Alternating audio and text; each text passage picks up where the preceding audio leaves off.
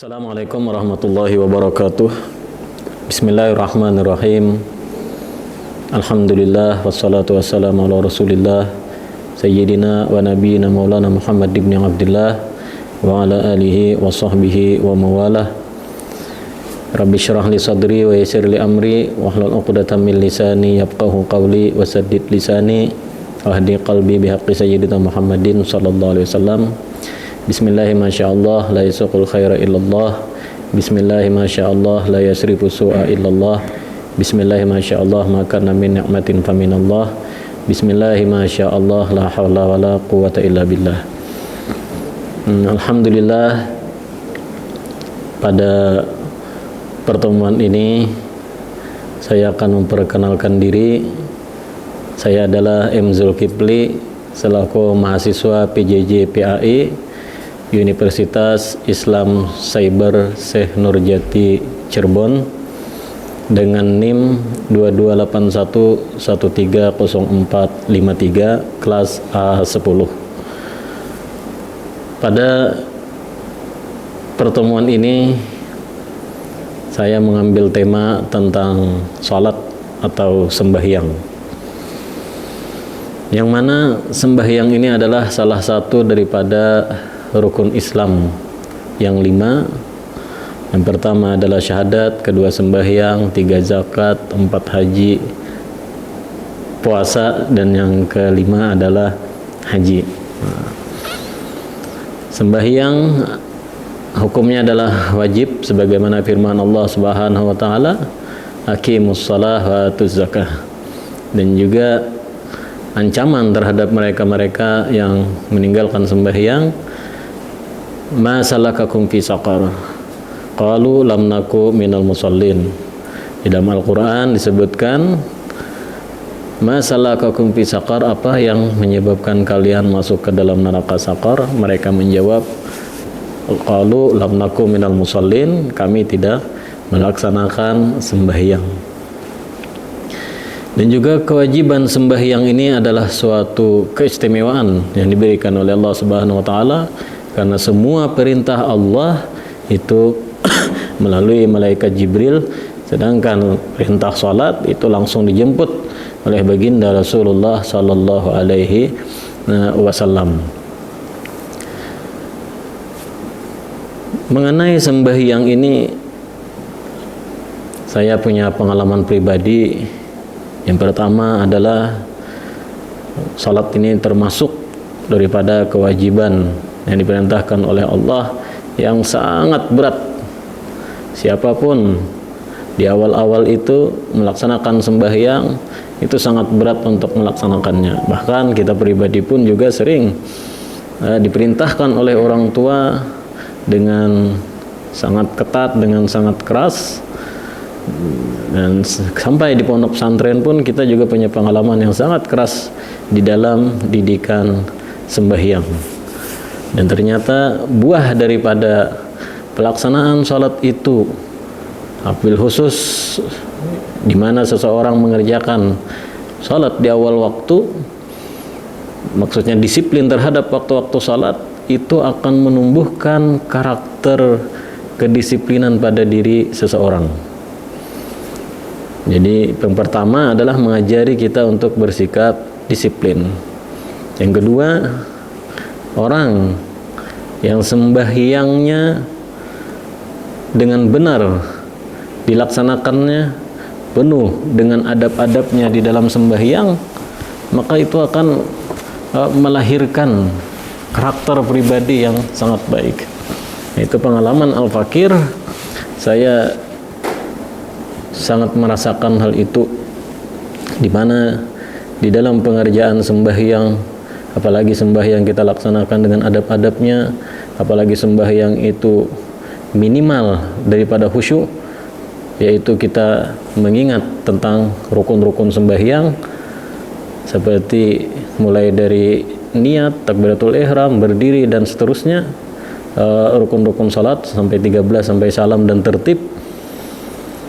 Itu setelah sembahyang, ini pengalaman saya pribadi, itu merasakan seolah-olah kita itu haus terhadap sembahyang. Dan setelah sembahyang pengen lagi mengerjakan sembahyang, ibadah berikutnya. Nah, guru saya khusus waktu itu saya di pondok menceritakan bahwa salah satu ciri ibadah orang itu diterima oleh Allah Subhanahu wa taala, dia akan merasa tidak puas mengerjakan satu ibadah, dia akan mengerjakan ibadah yang lain. Jadi kalau ibadah itu berupa sembahyang, karena dia ikhlas dan dia khusyuk, minimal khusyuk tadi mengingat rukun-rukun sembahyang, tanda diterimanya salat itu adalah dia tidak akan meninggalkan perkara-perkara sunnah setelah sembahyang, bahkan dia pengen lagi salat dan melanjutkan kepada ibadah-ibadah yang lain. Nah, itulah dia pengalaman saya selaku al-fakir yang merasakan betapa indahnya sembahyang itu kalau kita kerjakan penuh dengan segala adab-adabnya dan segala kesunnah-sunnahannya. Yang berikutnya mengenai pengalaman pribadi di dalam kita mengerjakan sembahyang, wabil khusus tentang kedisiplinan terhadap sembahyang itu akan berimbas ketika kita berada di tengah-tengah masyarakat, di mana yang al-fakir saya sendiri merasakan ketika berada di masyarakat itu kita bagaikan orang yang tidak memiliki apa-apa, atau akan membawa kepada kita terhindar daripada berbuat kesalahan kepada masyarakat, bahkan merasa hidup kita tuh kecil di tengah-tengah masyarakat. Kenapa? Karena orang yang betul-betul merasakan di hadapan Allah yang maha besar, lalu kita sebagai hambanya merasakan diri kita kecil di hadapan Allah dan kecil di hadapan manusia yang lain. Kesimpulannya, orang yang disiplin terhadap ibadah, di antaranya ibadah sembahyang, apalagi sembahyang ini akan membawa kepada hal-hal yang positif. Nah, ini selaras dengan apa yang disabdakan oleh baginda Rasul sallallahu alaihi wasallam, inna salata tanha 'anil fahsya'i wal munkar. Sesungguhnya sembahyang itu mencegah daripada perbuatan keji dan perbuatan munkar. Dan juga di dalam hadis qudsi di mana Allah Subhanahu wa taala berkata, orang yang memelihara kewajiban-kewajibanku, maka aku akan memelihara orang itu, matanya, pendengarannya, hatta sampai kepada langkah kakinya pun akan dipelihara oleh Allah Subhanahu wa taala. Nah, inilah ganjaran bagi mereka-mereka yang memelihara kewajiban-kewajiban, perintah-perintah Allah, di antaranya adalah sembahyang. Nah, kesimpulan daripada apa yang saya sampaikan mengenai tema sembahyang atau salat ini, yang pertama adalah berusaha untuk salat di awal waktu, karena bahwasanya Allah SWT berfirman, inna salata kanat alal mu'minina kitaban mawquta. Yang kedua, berusaha di dalam salat itu untuk khusyuk. Minimal seseorang khusyuk itu adalah mengingat rukun-rukun sembahyang, artinya melupakan segala hal-hal yang di luar yang tidak berkaitan dengan sembahyang.